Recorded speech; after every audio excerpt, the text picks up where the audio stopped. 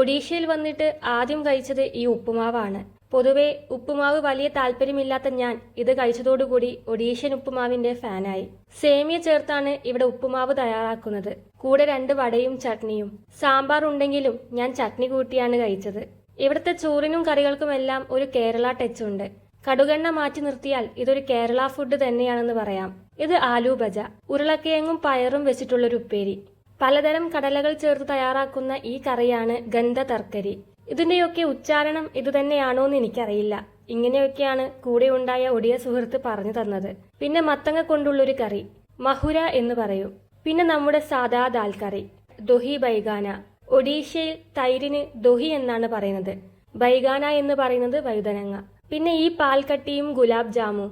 പാൽക്കട്ടി നല്ല മധുരമായിരുന്നു, തലയ്ക്ക് മത്ത് പിടിക്കുന്ന രീതിയിലുള്ള മധുരം. ഗുലാബ് ജാമു ഒരുപാട് കഴിച്ചിട്ടുണ്ടെങ്കിലും ഈ ഡ്രൈ ഗുലാബ് ജാമു ഞാൻ ആദ്യമായിട്ടാണ് കഴിക്കുന്നത്. ഇതിന് നമ്മുടെ നാട്ടിൽ കിട്ടുന്ന തേൻ മിഠായിയുടെ രുചിയാണ്.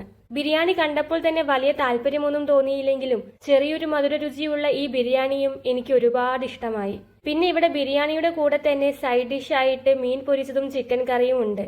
അത് രണ്ടും വലിയ രീതിയിൽ പിടിച്ചില്ലെങ്കിലും ബിരിയാണി അടിപൊളിയായിരുന്നു. കൂടെ നേർപ്പിച്ച മോരിൽ കുക്കുംബർ ചേർത്തത്, ഇതിന് നല്ല എരിവായിരുന്നു. ഒരു കുക്കുംബർ സംഭാരം. പിന്നെ രാത്രി പറാത്തയും ഗ്രീൻ പീസ് കറിയുമായിരുന്നു. ഇതിന്റെ കൂടെ കിട്ടിയ ചീസും ശർക്കരയും ചേർത്ത് തയ്യാറാക്കിയ ചന പോള എനിക്ക് ഒരുപാട് ഇഷ്ടമായി. ഒഡീഷയിൽ ചീസിന് ചന എന്നാണ് പറയാ. ഇതിന്റെ കൂടെ കുറച്ച് ബൂന്തിയും ഉണ്ടായിരുന്നു. ഇതെല്ലാം ഞാൻ ഒരു ദിവസം കഴിച്ചതല്ല, ഓരോ ദിവസം കിട്ടിയതിൽ ഇഷ്ടമുള്ള വിഭവം മാത്രം വീഡിയോ എടുത്തതാണ്.